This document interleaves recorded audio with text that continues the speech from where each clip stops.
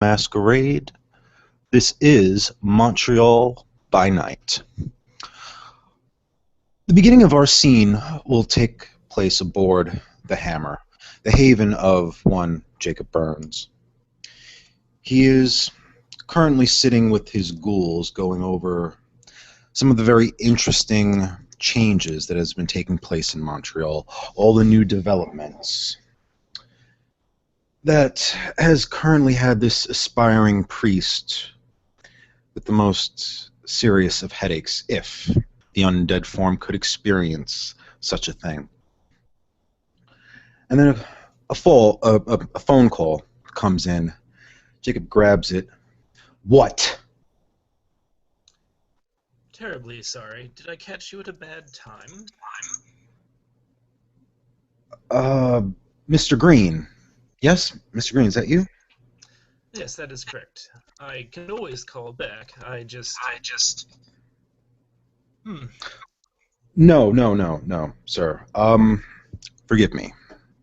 Actually, you're the guy I'm really glad to hear from. You'll hear Jacob kind of mutter something in the background. Yeah. I'll be out. Just hold the fort down. Mr. Green, are you busy at the moment? Why, I was about to ask you the same thing. I was thinking about heading out on the town and thought you might want to come along. Actually, that would be a good idea. There is some business I'd like to talk to you about, and I suppose that a little break from what I'm currently handling wouldn't be too bad of a thing. Did you have any place in mind you'd like to meet? I unfortunately do not. I was hoping you might have a available place. Yes, actually, if you would come down to Little Burgundy on St. Catherine Street, there is this place that I'm coming to fancy quite a lot. It's called the Corona Theater. You could meet me there. They have tables, and there is a typically some type of entertainment. Sometimes they have a comedian. Sometimes it is a musical act. I'm not sure what they'll have tonight, but it would make for a quaint distraction. Well, then I look forward to it. I will meet you there shortly. Very good. Say in a half hour if you could make it. I'll surely be there in a half hour, though. All right, then. Any particular place there that I will be able to find you? I'll wait for you at the bar. Excellent. I will see you in about half an hour, then. And with that, Mr. Green will hang up. Okay. Well, we'll transport this scene over from your perspective. Jacob will get himself ready and take his leave. And we'll say in about a half hour's time. You'll be arriving by any particular mode of transportation? He will be taking a cab tonight. Okay. Well, when the cab driver comes to the Corona Theater, you'll see that it is somewhat of a very elegant type of exterior. I personally, out of character, refer to it as the Apollo of Montreal. It has a marquee that says the words Corona going down vertically, extending from the outside of the building. And its wooden double doors are open at this time of the evening with the velvet carpet laid out and a red sash and a guard at the door. The admission's free. It's just, traffic control of the pedestrians. And you'll easily be admitted in. And the nightclub is somewhat pumping tonight. It is not too crowded, but you see that seats are becoming scarce. And when you step in, you would see to your left a bar and its patrons. Some people are standing and some people are there sitting behind the bar. So if you just take the few minutes to look, I'm sure a man of Mr. Green's caliber would in no with no trouble, find Jacob sitting there on a stool, kind of away from the reflective surfaces that most bars tend to be backed with. Why, indeed, do most bars have mirrors with them? I think it's a Camarilla plot, but that's just me. Mr. Green will smile at this, as he might think something along those lines himself as he strolls over to Mr. Green. Mr. Burns will see him coming, and he will just raise a hand and say, "Good evening, Mr. Burns." Ah, Mr. Green, hello, hello. Please, please do come in. I've been saving you a seat. You'll see Jacob turn to a woman by his side, kind of shooing her away. As I'll Mr. Green, laugh at that. Mr. Green, please, I'd like you to meet my assistant, Mrs. Winters. Miss Winters, this is Mr. Green. And this lovely young woman, she's dressed down for the evening. Black turtleneck, black pants, but she is very beautiful. She has almost the same type of good looks that Jacob has, but her black hair is pulled back in a ponytail. So she is extremely dressing down, but you can tell by her facial features she's quite attractive. So he will bow his head and say, "Good evening, Miss Winters. It is a pleasure to meet you." She'll smile and nod, and she'll take her drink from Jacob's side, and she'll just whisper in his ear, "I'm going to go have a seat over by the show." And he'll just nod her away. So, Mr. Green, I'm sorry, but Miss Winters was begging me to take her out tonight. I sometimes forget how the humans need their entertainment. They certainly do, as you'll just look after Mrs. Winters as she strolls off before turning his attention back to Jacob Burns. And he'll say, "I hope you are in much better spirits than when I originally called you. You seemed to be quite troubled this night." You want to know the half of it, Mr. Green. But in better spirits, I don't know about that.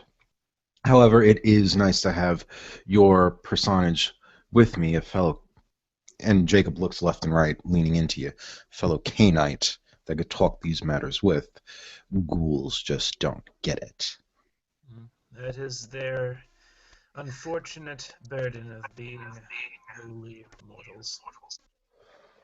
Poor, poor creatures, as he just sort of looks sympathetically out at them. Hmm. So, but before business, Mr. Green, how is Montreal treating you? Have you found yourself a place to call home for the day? It is a modest place. It is not particularly what I had grown accustomed to back, well, as he'll sort of pause at that and finish the sentence after a sort of awkward pause.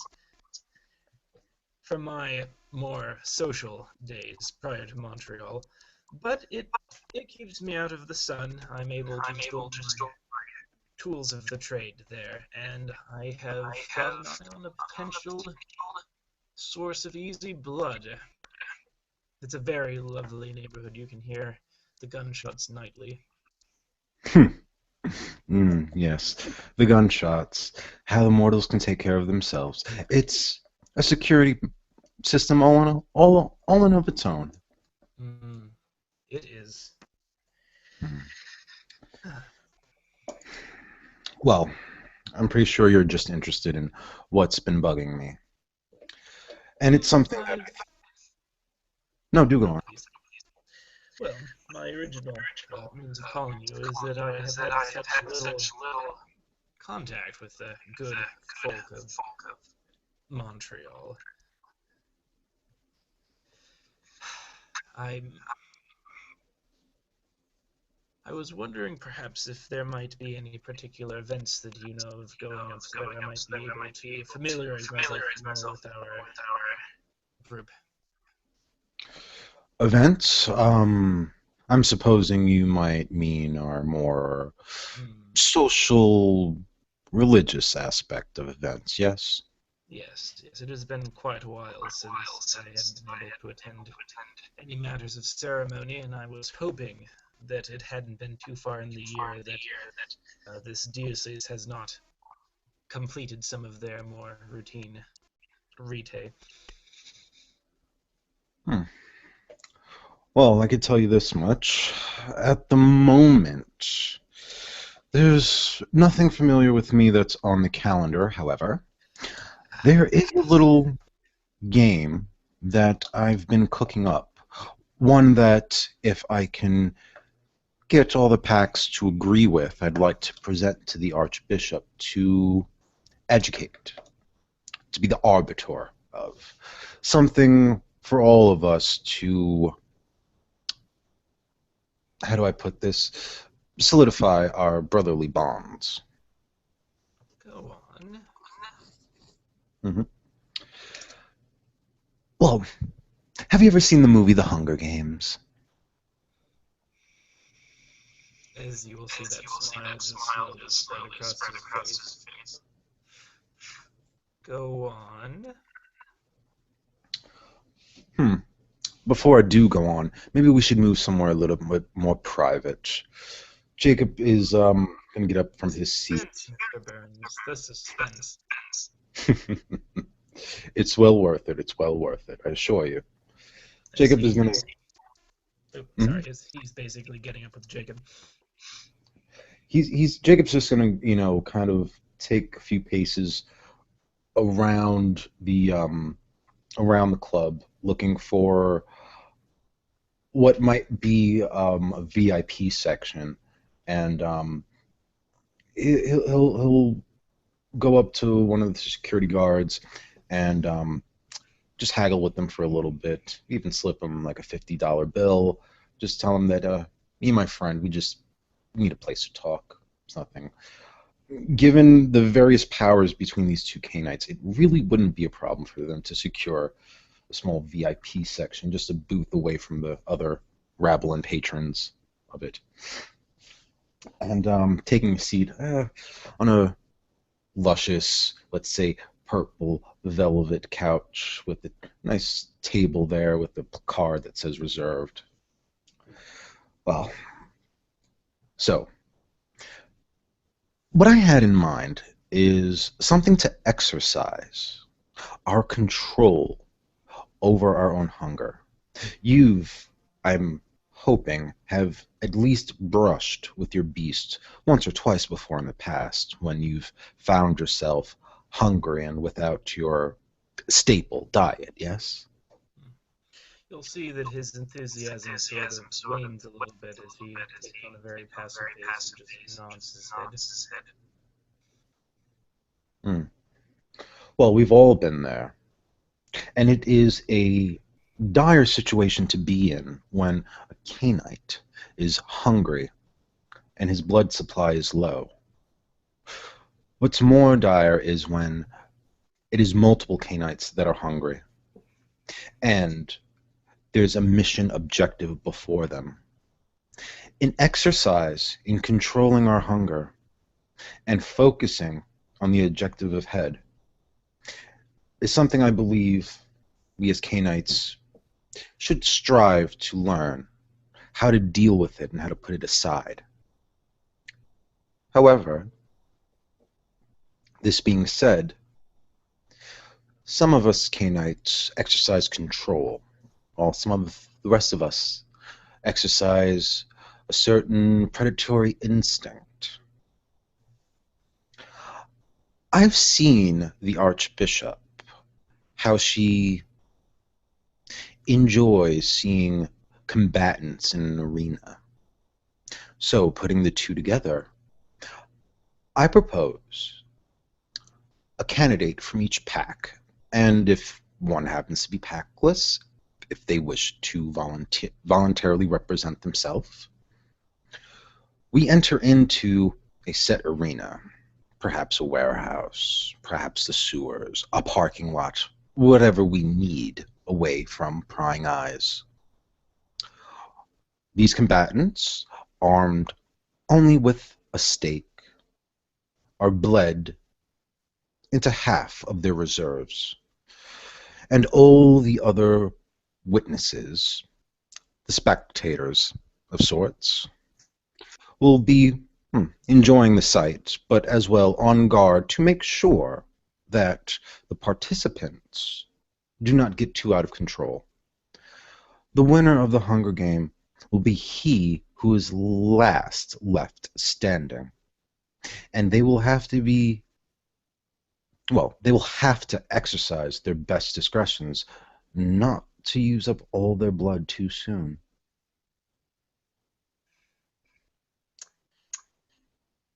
You, sir, Mr. Burns, are a genius, an absolute genius. Let me just say that if this gets the proper approval, I would like to humbly nominate myself as your first recipient, the first combatant, as it were, representing myself. It has been a very long time since such an interesting challenge has been put forth. You see Jacob looking at you, and he's smiling. He's very proud. I thank you, Mr. Green, and I humbly accept your courageous volunteering. This is a good thing, and I think, with the Archbishop's blessing, we'll set a prize, something worthy more than just the glory of winning. A prize that the combatant, the winner, should deserve. I had in mind, well, a very simple boon. He who can show so much self-control, he who can be so ingenuitive, I believe deserves the right to learn any particular discipline that he inquires of. That is truly a worthy goal, a worthy prize. Of course, I can't speak for the Archbishop, but since it's my game, whatever I could teach, I will gladly put forth. And I hope that the spectators and the Archbishop herself would sweeten the pot, as they say. You must alert me immediately when you do get the approval. I will need some time to prepare. It has been quite some time since I brushed on my hand-to-hand combat. Oh, I'll make sure that everyone is given enough time to prepare and to participate if they do wish. But the participation must be limited. No more than one member from each pack, at least. And again, that is excluding the numbers of anyone who is considered packless at the moment.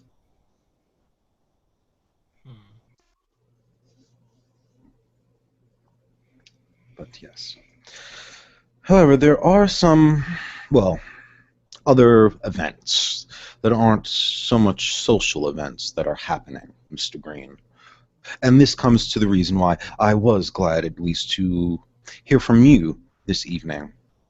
You did tell me that you were a big game hunter, is that correct? Yes, that is my pride, my skill, my calling, if it were. I am a questing knight. Good, good. What would you say is the most challenging game that you've ever hunted? The most challenging game. There was this one kindred of the Camarilla, Nosferatu. In the end, I was not even able to get the kill against him. He evaded my grasp. What a chase, though. Indeed. The Nosferatu, yes, they can be quite an elusive bunch, can't they? Oh, he came up with some very creative uses for his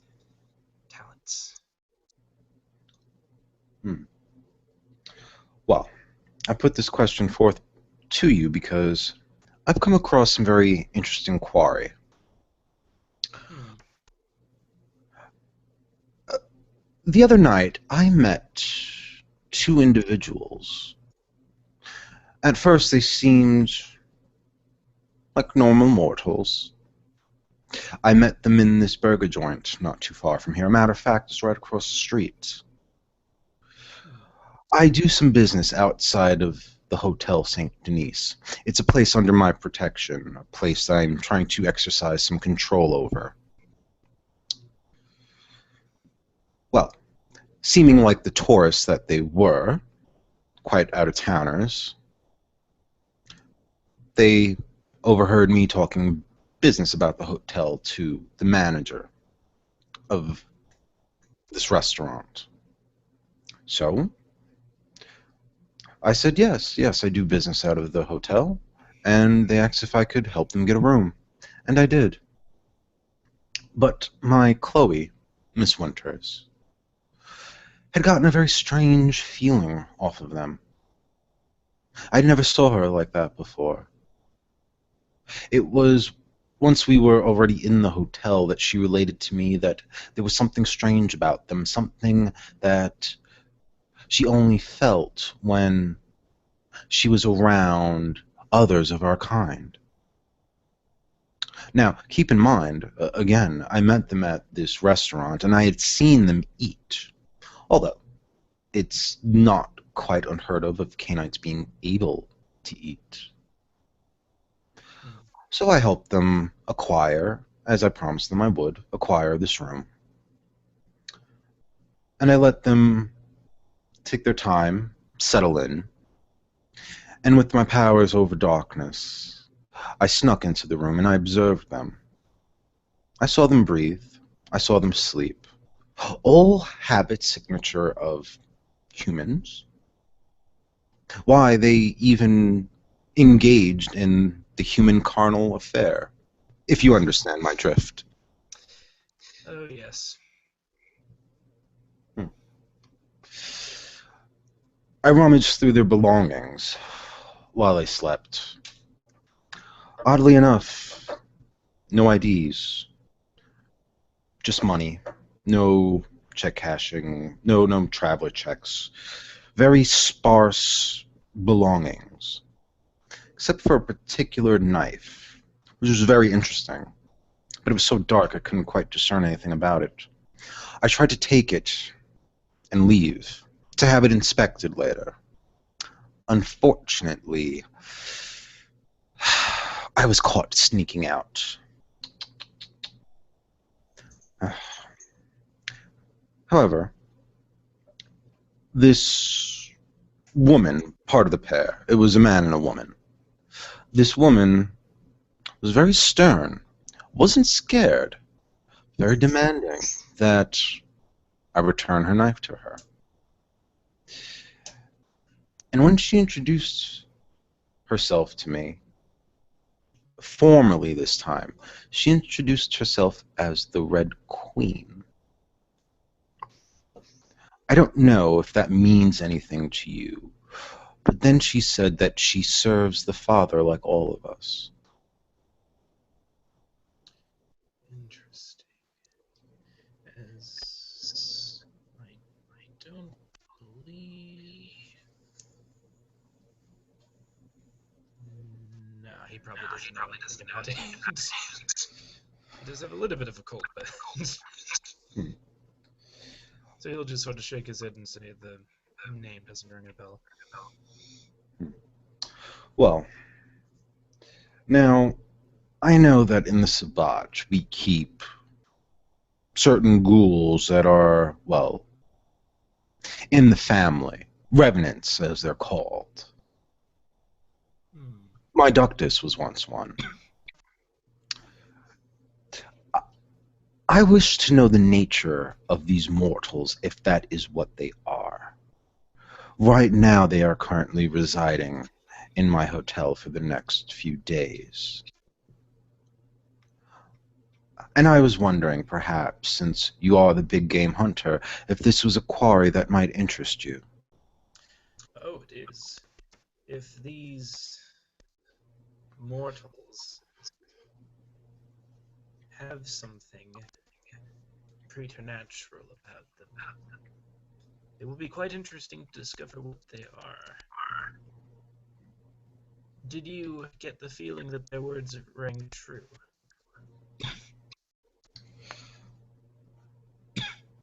Hmm, I did. I was startled by how effortlessly, how easily. I mean, in no other way did I give off the sense that either I was either Sabat or Camarilla, even that I was Cainite. And if they do serve our Dark Father, what are mortals doing serving the Sabbat? Mortals serve only the Cainites of the Sabbat. Hmm, indeed. And if that is the case, then what Cainite are they serving? Do you see what I mean? Hmm. Do you know if there are any other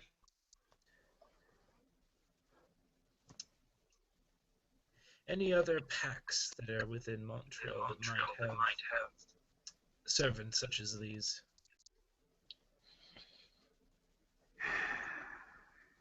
There are other packs within the city, but I've met with them. Not extensively, but if they're ghouls, if they were just ghouls, then why are they not taking bed inside the haven of their canine masters? From all from all the evidence I've found, they seem to be vagabonds. They are travelers indeed. That much they are. So if they are here and they do have canine masters, where is the master? Hmm. So, this hunt will be to find out who it is they serve, who their kindred canine masters are. If indeed they have canine masters, yes. But for the moment, I just wish to know more about them. I told this Red Queen, as she introduced herself to me, that I was the Black Knight. And if they do indeed serve the Dark Father, I will give them my protection to stay at the hotel, giving them a sense of security, however false it may be. That is why I'm asking you to do it. Someone that they're not expecting to Hmm. already be suspicious of them as I am. So, you are going to jump stories and have the huntsman give the Red Queen a visit? Hmm, indeed, indeed. Though I would advise, I mean, it is your quarry. Go about it as you wish, as you please, but keep a certain distance until you feel it is appropriate to approach, if you feel it is appropriate to approach them. Any information you can gain, their comings and their goings, their activities, even their natures, that would be a boon for us. Hmm.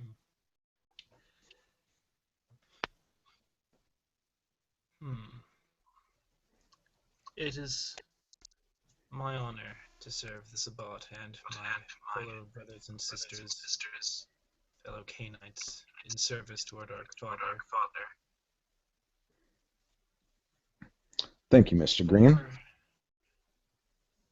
for aiding you in this. Not only will this possibly reveal a potential enemy or ally to the Sabbat, but I hope this will truly show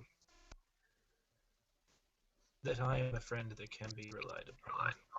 And if you have any other interesting quarry, you'll be the first to let me know. Oh, indeed, indeed. There is another matter, though, one I think would be profitable for the both of us. But first, just let me stress this point.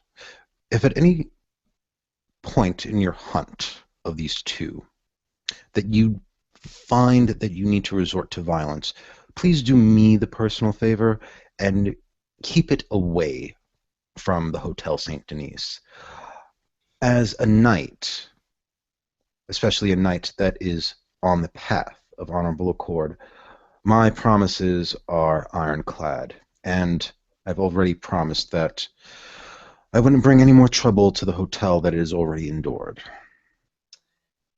As a fellow knight on the path, I give you my word that I will ensure that if violence is inevitable, I will make sure that no blood is drawn, no blades unsheathed, and that no harm will come to the hotel or any suspicion. Jacob nods. Thank you, Brother Green. Well, on to this profitable matter. There are so many things that I'm currently involved with, investigations and projects. And I could use a little bit of assistance, one that I believe would benefit all of us. My packmate, Brother Malachi, is quite the savant with computers. We've made some forays into Dawson University. There is a particular librarian that you see Jacob kind of take on an evil grin to himself, kind of just smirking like a cat that just ate the canary. A particular librarian that has become fond of me. I believe with the right equipment, we could possibly hijack the main database of Dawson's University. And with that, Brother Malachi might be able to upgrade all of those whom would help us in this endeavor with just the right particular credentials, say, bachelorette, master's degree, might afford a Cainite who, at one point in time, had been an alumni of the university.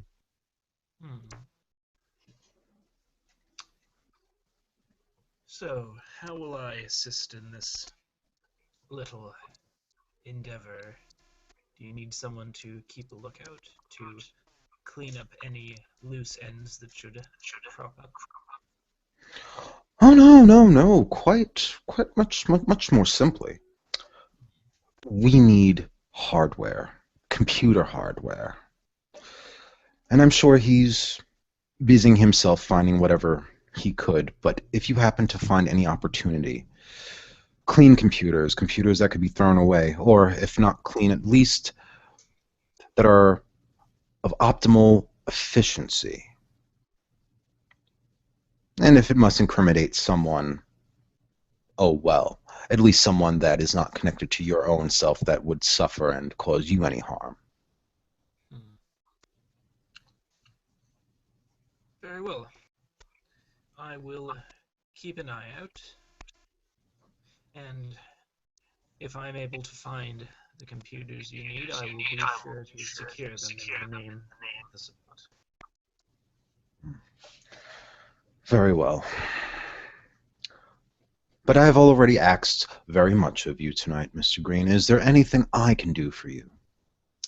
Well, as I said before, helping you out discovering the Red Queen's master is its own reward, and I think will strengthen the bonds of friendship between I and you and your pack, and the rest of the city. But as for this, you were able to tip over that cow quite well.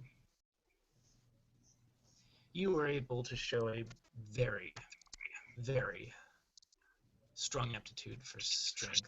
I believe you not only have the ability, but the supernatural power to draw on the blessing of Caine's strength. Am I wrong? Ah, yes, you're speaking of the gift of potence. That I do. It comes natural to me with my lineage. I never knew of your clan's lineage inheritance, as it were, besides the one you most famous for. Hmm. Yes, it is sometimes thought of as an unfair advantage, well, by our detractors. Inside the clan, it is only a confirmation of the Dark Lord's blessing upon us. But I digress. So, you wish to learn the gift of potence, yes? Yes, that will be indispensable on my nightly hunts. Hmm. I would be glad to teach it of you. I can give you the rudimentary lesson now. However, it would take a sharing of the blood, a way for you to be able to activate the power within the blood I already have, for then you to make it one with you and take the lesson I give you and use it properly. All right. If that is the case, I am fine with that, so long as you swear that your words are true on your oath of the night, and so shall I. There is no shame in sharing blood amongst those of the noble and honorable order. Of course, but don't think that I would ask you to partake of a blood bond. Such a thing would go against the honor of the Code of Milan. No, my dear friend, do this thing I ask of you concerning the computers. That would go well's way to endearing you to my pack. We would gladly share the Voldery with you, and then there you can gain the benefit of future lessons from all of us, my brother Malachi, my sister Nadia, sister Felicity, and Lord Zarek himself. Very well. We have an accord, then. Hmm. But, as I did promise, I at least will give you the rudimentary lesson, something so then you could, once you gain this blood of ours, once we share it, you can meditate on it and shape it into what lesson for you can best understand. Let me explain a little further. All right. You see, as a Lasombra, we are taught that the darkness without is the same as within. It is an extension of us. It is a mastery of control. Potence is only a reinforcement of the darkness within us. So, when I outstretch my hand and I turn that shadow you see over there into something else, into something more, it is merely the strength of my mind, as much as it is my soul exerting the will over it. But to make that strength something raw, to say, I don't know. You see Jacob reach out and take a piece of the table, just the end table, because keep in mind we are in public. Yeah. Um, he's gonna take his two forefingers. He's gonna look at you. It's really all in the blood, because that blood is darkness too. It may run red, but it is cursed and both blessed by the darkness of the Father. And you could see that kind of glimmer that comes over Cainite when they fuel their blood, when they move it and they exert it into their undead flesh. And yes, Jacob is spending a couple of blood points, and he is just going to kind of, with the three fingers, his index and his middle and his thumb, just kind of pop it off like it was nothing. And let's say like this was a rather sturdy looking table. Just that simple. And he'll take the piece and show it to you in his hand, and he'll slowly start to crush it. It's all about control, and it's all about will.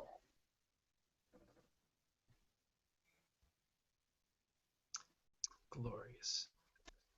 As you will see that Mr. Green is completely absorbed in your lesson right now. I understand that, given your lineage, you are restricted to a certain dietary need, yes? That is correct. Hmm. Then let me make the suggestion that when you do practice, if you could tonight, when you're by yourself and on your own, use the blood as freely as you could, as much as it is warranted, without you going too hungry. Fuel it. Go out there and cause some damage. Go out there and break some things. Push your own limits and go beyond them.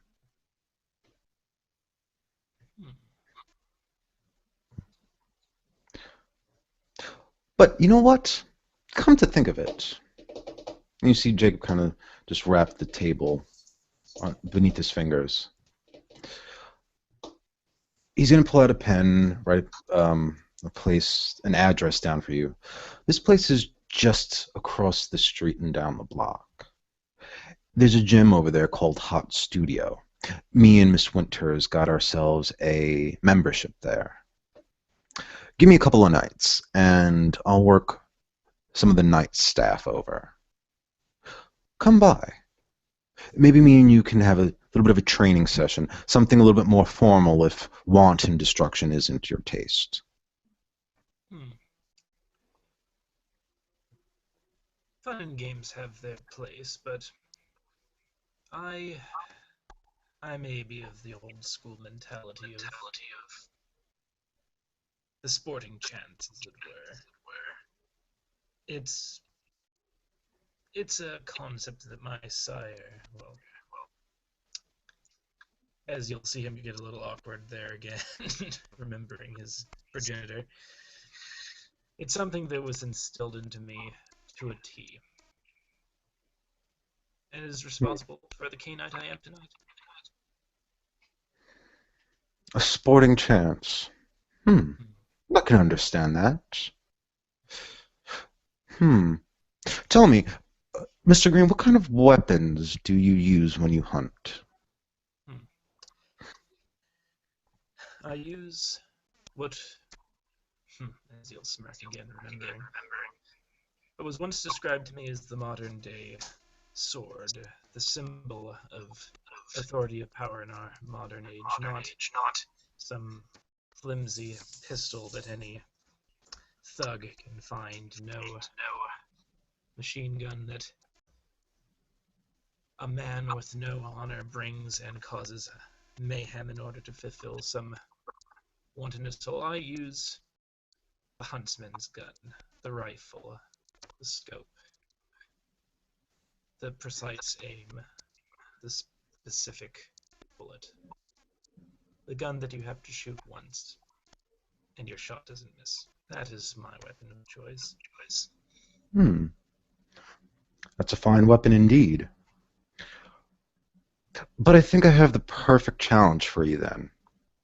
Indeed, yes. Why did I not think of this earlier? You know, the spear is quite a weapon. It is the first weapon. And from what I understand, it was first crafted not for hunting, but rather for defense. The poor, scared creatures that were man back in the days when they huddled themselves around the campfire needed it to keep, well, our kind and the likes of the animals out.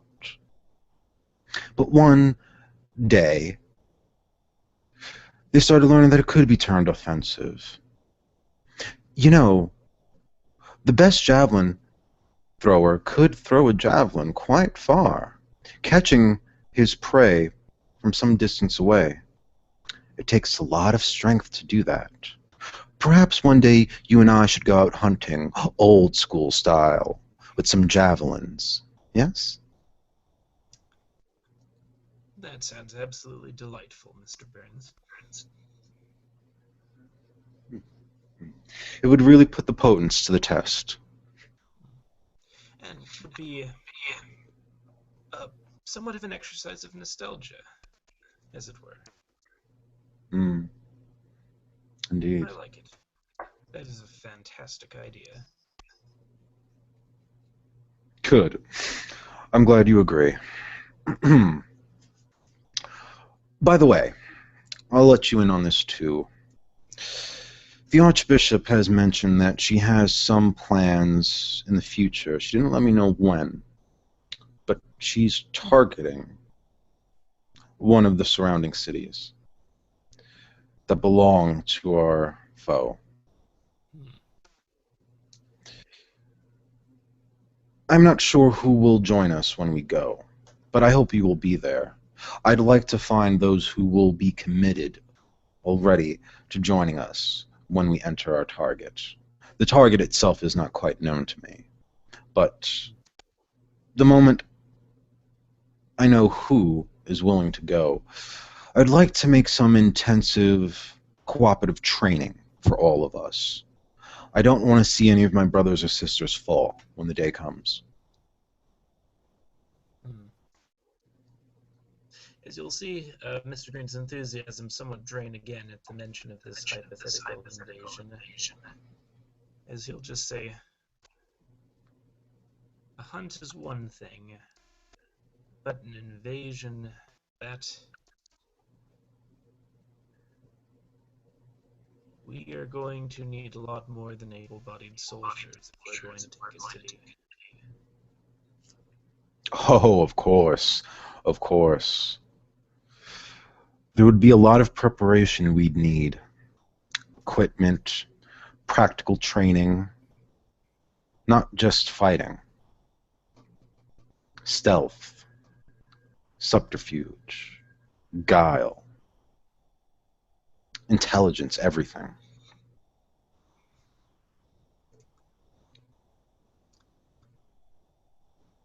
I respect you, Mr. Burns.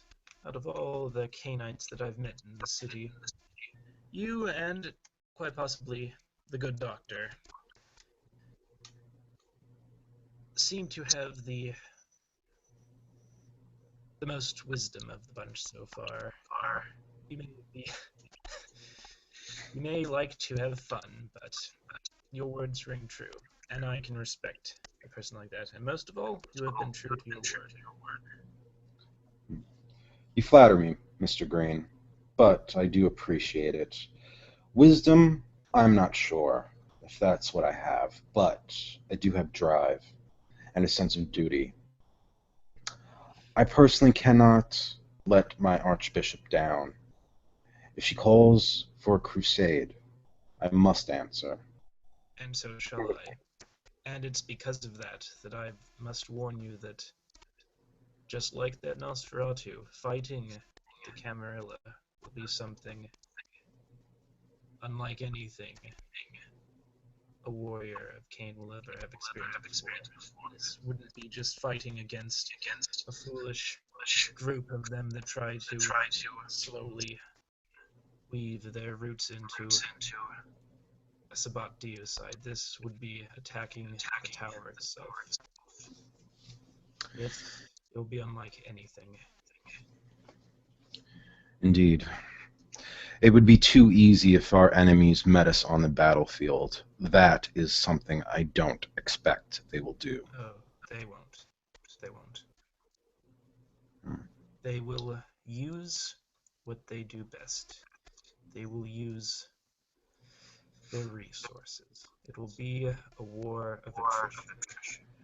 They will go to ground and they will throw everything they have. They will use every mortal, they will use every weapon. They will use every little dirty secret they can dig about you, every weakness, every habit.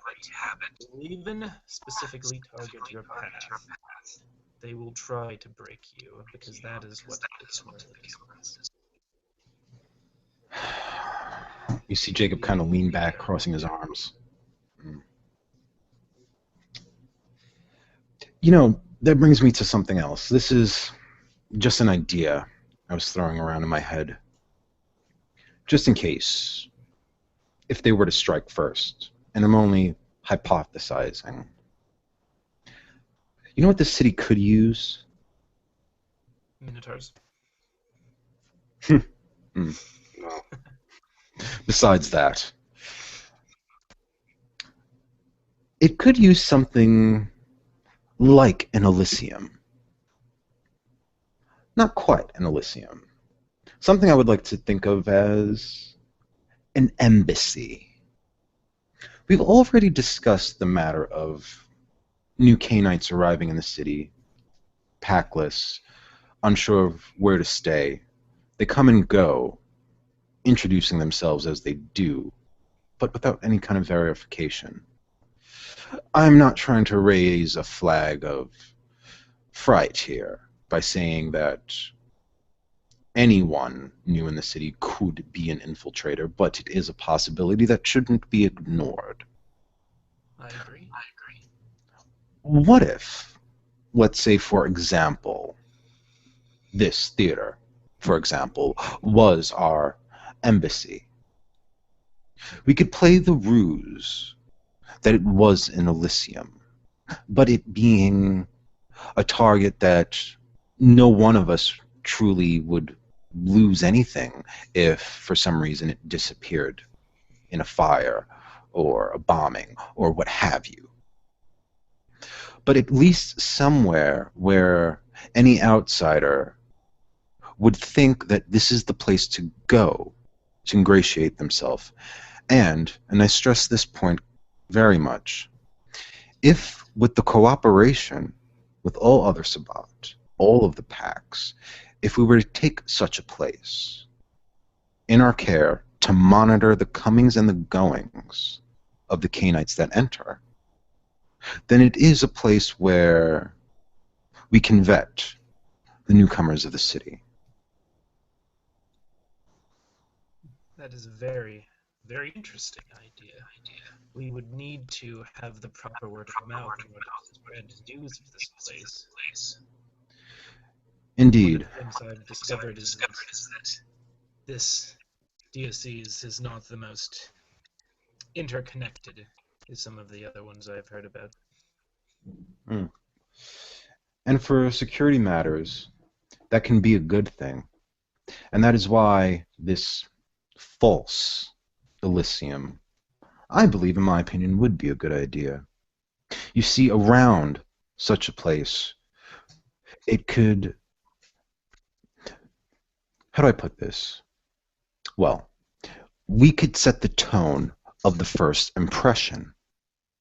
Let the outsiders believe whatever they need to, whatever they would want to believe upon first seeing this place and meeting any other Cainites there. This way is to confuse them of our hierarchy, to confuse them of the way we conduct ourselves. The Camarilla have such a little understanding of what we do, almost as much as we do of them. Why not play upon that ignorance? I like the way you're thinking. Bait the trap with what prey is already familiar.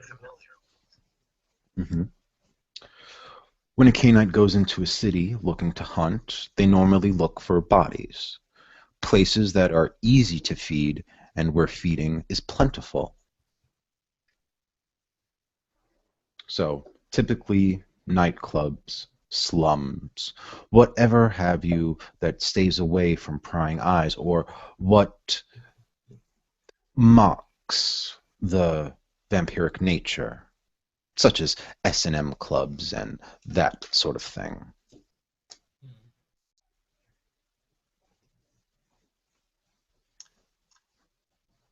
It could work. definitely could work. It would just we would just need to take cares that it does not become a one-hit wonder. We would need to make sure that if we do catch any flies, that no word of their capture reaches back to the rest. Hmm. Of course, of course. Again, this would work best if it had the blessing of the Archbishop and the cooperation of all the other packs.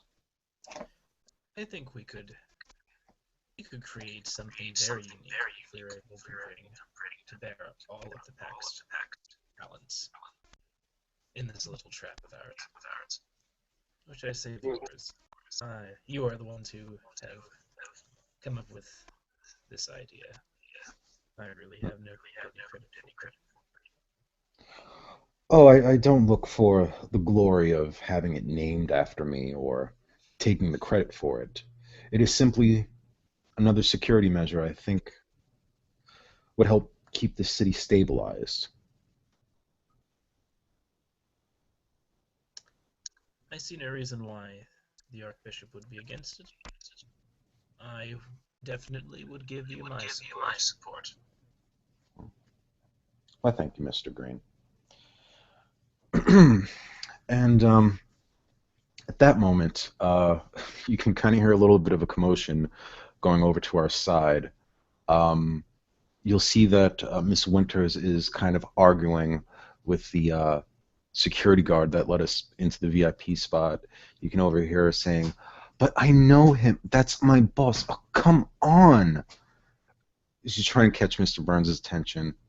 He'll he'll wave to the guard. Yeah, yeah, just let her in. And Chloe will come over to us, and you'll see her kind of like bow her head down, not looking you directly in the eye, and just kind of looking at the floor. Mr. Burns, is it alright if I go home? What's the matter, Miss Winters? I just want to get out of here. I think I've had too much to drink. Oh, for the love of God, Chloe. Forgive me, Mr. Green, but would you mind if I bid you an adieu for the evening? I must see my dear Miss Winters home. That is fine. It was a pleasure to talk to you, though, Hmm. Brother Burns. Chloe will turn to you, but still looking down, and says, "I'm sorry, Mr. Green. I am a frail, helpless mortal," and she'll kind of go into a rant of not a rant, but a demoralizing, self-flagellating kind of. As he'll just sort of wave his head and go, "There is no need to apologize for your mortal state. Hopefully you'll be able to grow out of it yet. I know I certainly did. Have a wonderful evening."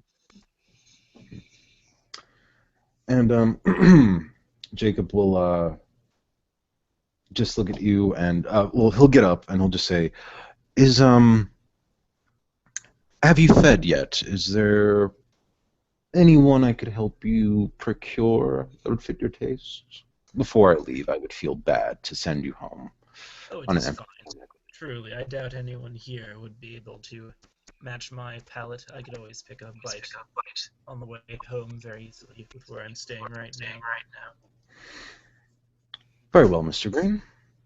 You have yourself a good evening, and I'll see you again." I will see you again too. And with that, Jacob will part with Miss Winters, who is kind of staggering and leaning on his shoulder. Mr. Green will just sort of look out from the VIP room and then just sort of stare off into the distances. He becomes lost in thought and memories again. This was certainly a lot to take in tonight.